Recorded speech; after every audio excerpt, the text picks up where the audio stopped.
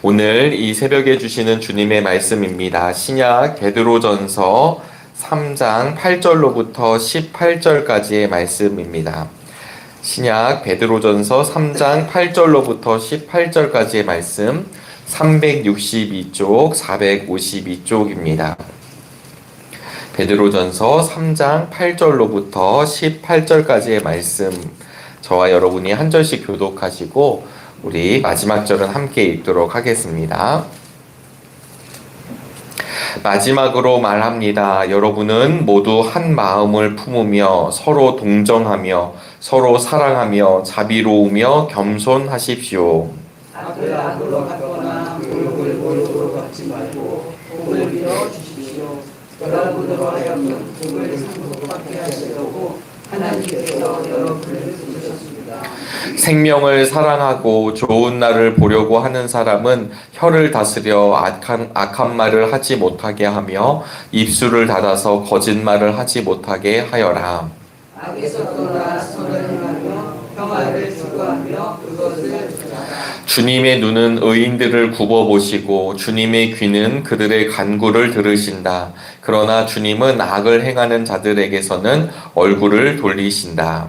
그러므로 여러분이 열심으로 선한 일을 하면 누가 여러분을 해주시겠습니까? 그러나 정의를 위하여 고난을 받으면 여러분은 복이 있습니다. 그들의 위협을 무서워하지 말며 흔들리지 마십시오. 다만 여러분의 마음속에 그리스도를 주님으로 모시고 거룩하게 하십시오. 여러분이 가진 희망을 설명하여 주시기를 바라는 사람에게는 언제나 답변할 수 있게 준비를 해 주십시오.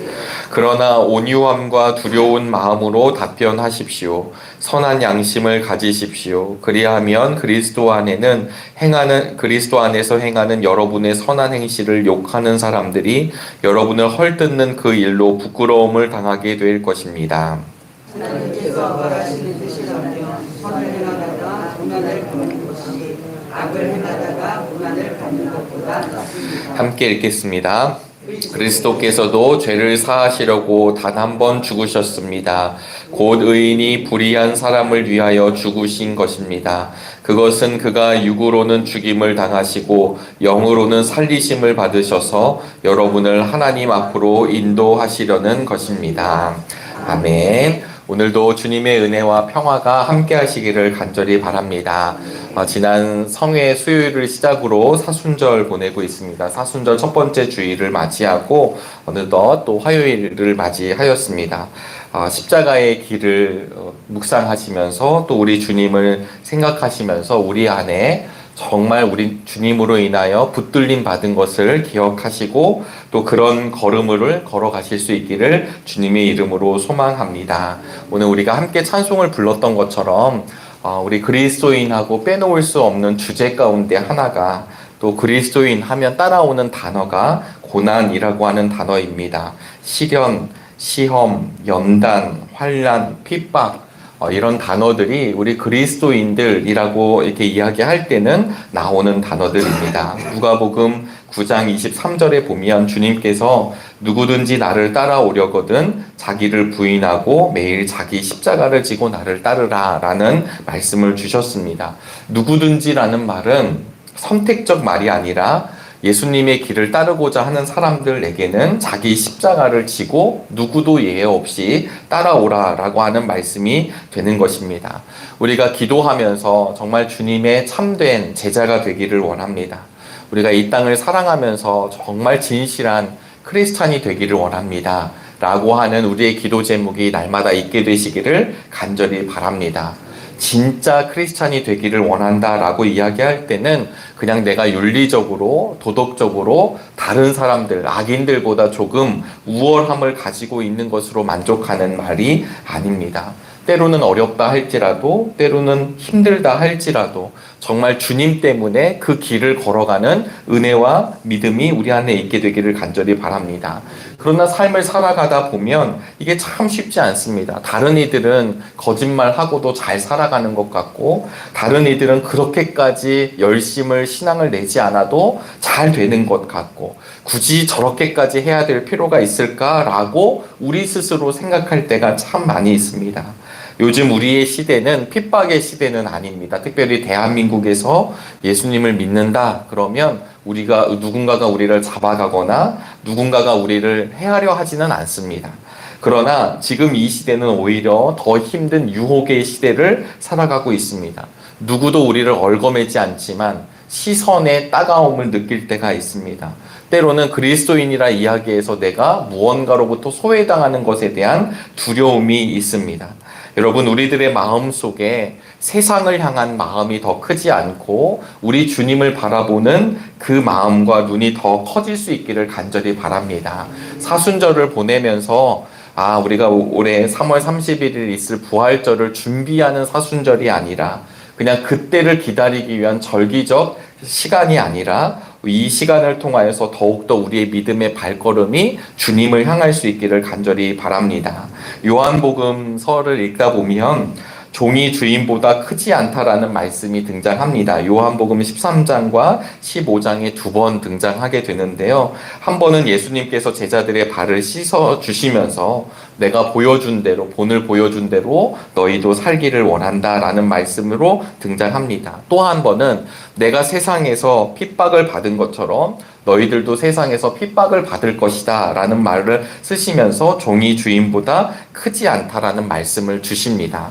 저는 이 말씀을 묵상하면서 이런 생각이 들었습니다. 결국은 우리의 삶이 우리의 말로 끝나는 것이 아니라 우리의 삶으로, 우리의 행동으로 드러나게 된다는 것입니다. 우리 예수님께서 우리를 사랑해 주셨던 것처럼 우리도 그 사랑의 길을 걸어가실 수 있기를 바랍니다. 예수님이 몸서 십자가의 길을 걸어가셨던 것처럼 우리도 자기 십자가의 길을 함께 걸어갈 수 있기를 바랍니다. 예수님이 아버지의 뜻에 죽기까지 순종하셨던 것처럼 우리도 하나님의 뜻에 순종할 수 있는 믿음이 되기를 간절히 바랍니다. 오늘 베드로전서 3장의 말씀을 함께 읽으셨는데요.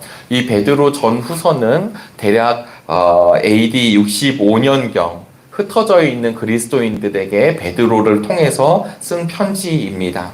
64년에 네로의 화재, 로마의 대화재가 일어나게 됩니다. 많이 들으셨겠지만 여러 이유들이 있지만 이 중요한 사실은 이 로마의 화재가 일어난 뒤에 당시 로마 황제는 이 책임을 그리스도인들에게 이제 넘기게 되었습니다. 그래서 예전에 이 64년이 일어나기 전에는 주로 이 흩어져 있는 그리스도인들이 유대인들로부터 핍박을 받았지만 이 로마 대화재가 일어난 뒤로부터는 이제 로마로부터 엄청난 핍박을 받게 됩니다. 서기 65년이 되면 크리스천들에 대한 박해가 극에 달아가기 시작합니다. 그러니까 로마에 있는 크리스찬들 뿐만 아니라 지중해 연안에 있는 크리스찬들까지도 이제 핍박을 받게 됩니다. 저는 아직 가보지 못했지만 카타콤을 다녀오신 분들, 성도님들의 이야기를 들으면 참 은혜가 됩니다. 왜냐하면 거기에서 우리 믿음의 선배들이 어떻게 지내는지를 알 수 있다는 것입니다. 터키 갑바도기아에 대림구유 카타콤이 있습니다. 이곳에 가보면 길을 잃으면 찾을 수 없을 정도로 엄청난 땅굴이 있다고 이야기합니다.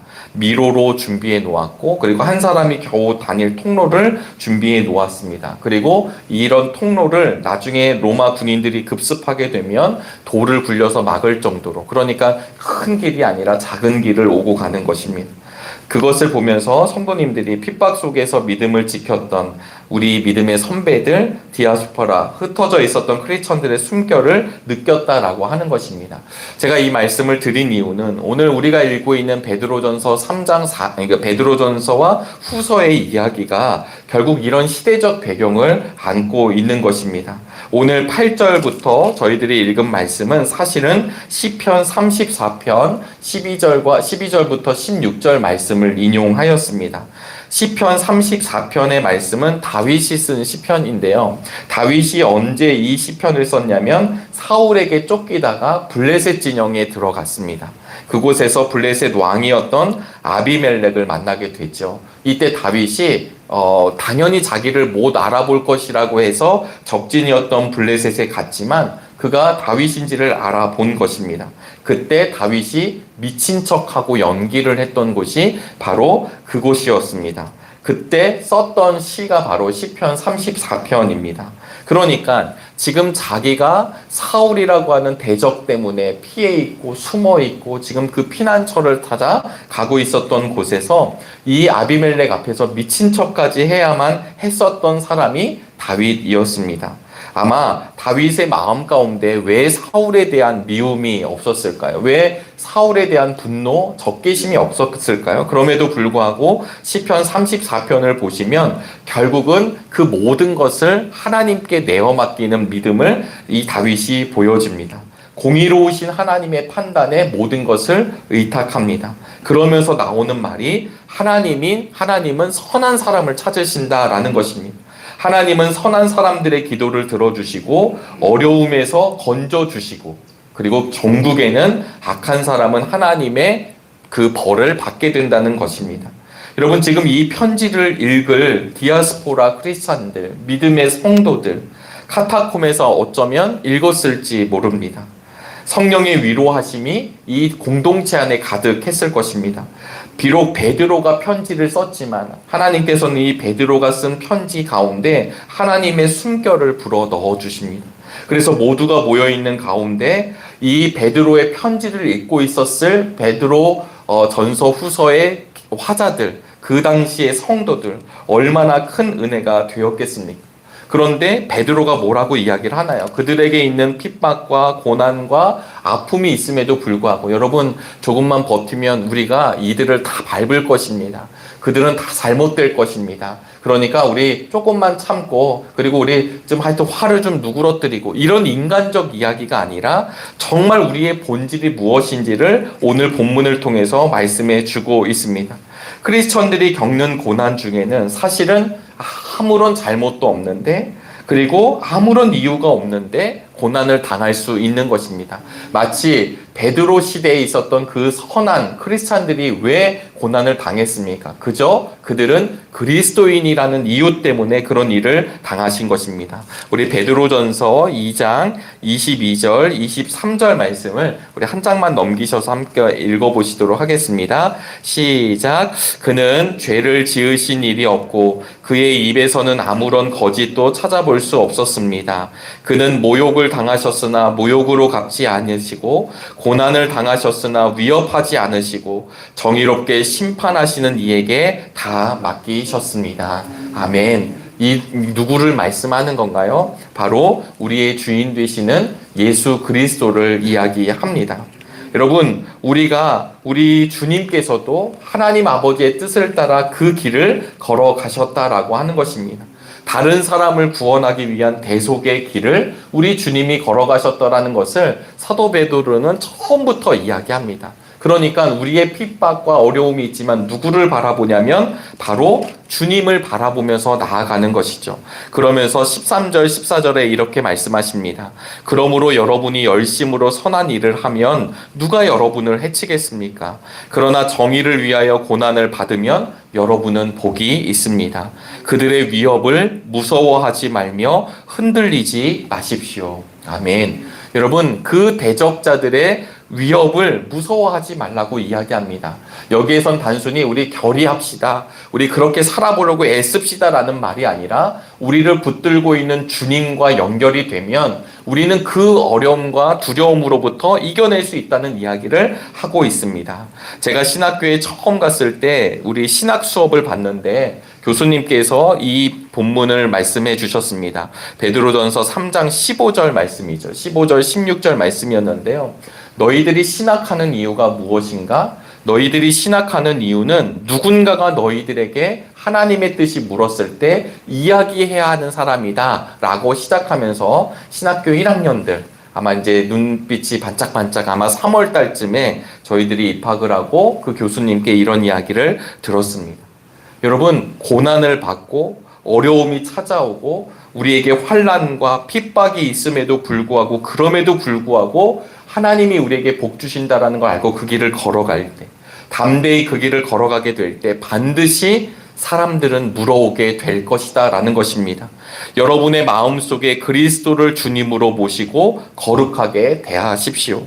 여러분이 가진 희망을 설명하여 주기를 바라는 사람에게는 언제나 답변할 수 있게 준비를 해 두십시오. 그러나 온유함과 두려운 마음으로 답변하십시오. 여러분, 이 베드로의 말씀이, 베드로를 통한 하나님의 말씀이 우리에게 아멘이 될 수 있기를 간절히 바랍니다. 대속의 길, 그 고난의 길을 걸어가신 것은 우리 주님이 우리를 위한 것이라고 하는 것을 오늘 베드로도 이야기합니다. 여러분을 하나님 앞으로 인도하시려는 것이 바로 주님의 십자가의 길이었습니다. 이미 잘 알고 계시겠지만 마가복음 2장에 보면 중풍병에 걸린 친구를 데리고 있는 내 친구의 이야기가 등장합니다. 여러분, 그 중풍병은 결국 자기 스스로 무언가를 할 수 없는 상태에 있었던 사람이었습니다. 그런데 그 친구가 그들을 들쳐매고 나아오게 됩니다. 예수님 주변에 사람들이 많았고요. 거기 들어갈 수 없었습니다. 하지만 친구의 병을 낫게 해주고자 지붕으로 올라가서 지붕을 뜯고 그 누워있는 그 자신의 친구를 내리게 되죠. 그때 우리 예수님이 이렇게 말씀하십니다. 아들아, 내 죄가 용서되었다. 일어나 침상을 가지고 집으로 가거라. 아멘. 그때 이 예수님이 무엇을 보셨냐면 친구들의 믿음을 보셨습니다. 제가 이 말씀을 마지막으로 드리는 이유는 이것입니다. 우리가 십자가의 길을 걸어간다라고 하는 건 우리 개인의 묵상과 또 우리 개인의 삶도 당연히 필요합니다. 그러나 오늘 베드로 사도가 이야기했던 것처럼 우리가 그 길을 걸어갈 때 우리의 다가오는 피난과 고난과 어려움 속에서도 주님 때문에 그 길을 걸어가면 반드시 그것을 물어오는 사람들이 있게 됩니다. 그럴 때 우리 역시 사랑과 긍휼과 희생과 섬김의 마음으로 또 다른 누군가에게 마치 중풍병 친구를 데리고 왔었던 친구들의 그 발걸음과 손길과 그들의 삶을 우리도 걸어갈 수 있게 되기를 간절히 바랍니다. 그래서 소망을 물어오는 건 말로 끝나는 것이 아니라 우리가 그 일을 당했을 때 마땅히 그 삶을 지탱하는 것, 그 삶을 걸어가는 것이 우리에게 필요하다는 것을 말씀해 주십니다. 사도 베드로가 이야기했던 이 베드로 전설을 오늘 한번 꼭 묵상해 보시기를 간절히 바랍니다. 여러분 1장부터 읽어보시면 하나님께서 여러분의 믿음을 보시고 계십니다. 여러분들을 구원하실 것입니다. 여러분들은 잠시 동안 시련이 있지만 하나님은 그냥 내버려 두시지 않습니다.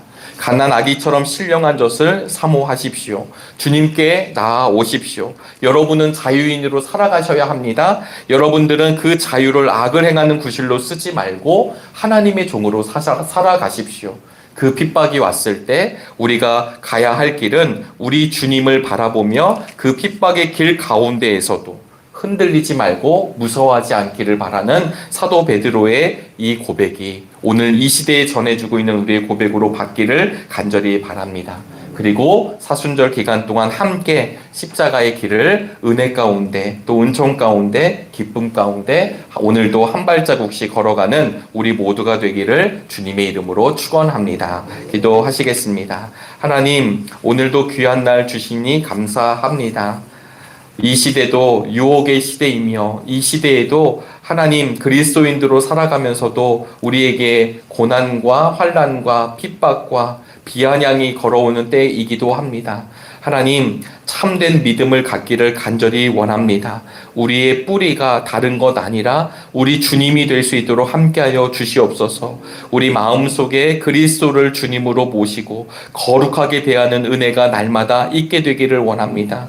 우리에게 참 소망이 무엇인지를 묻는 이들에게 준비된 말이 나아갈 수 있기를 원하고 준비된 삶을 통하여 드러낼 수 있기를 간절히 원하오니 주님, 그런 우리 적는 교우들의 삶 가운데 충만한 은혜를 더하여 주시옵소서. 특별히 사순절을 보내면서 하나님, 우리의 심령이 온전히 주님을 바라볼 수 있기를 원합니다. 우리의 삶이 우리 주님과 무관한 삶이 되지 않도록 함께하여 주시옵소서. 특별히 하나님, 오늘은 화요일입니다. 화요 중보기도회가 있는데 하나님, 우리가 교회를 위해 또 나라를 위해 민족을 위해 세계 열방을 위해 기도할 때마다 하나님 특별한 은혜를 더하여 주시기를 원합니다. 나를 위한 기도가 아니라 또 어려운 이웃들과 환우들을 위한 기도를 올려드릴 때 하나님 정말 해결함이 있는 시간이 되게 도와주시고 풍성한 은혜를 누리는 믿음의 시간이 되도록 함께하여 주옵소서. 기도를 담당하시는 우리 위원들, 우리 기도지기들 위해 함께하여 주셔서 부족치 않게 하여 주시고 주시고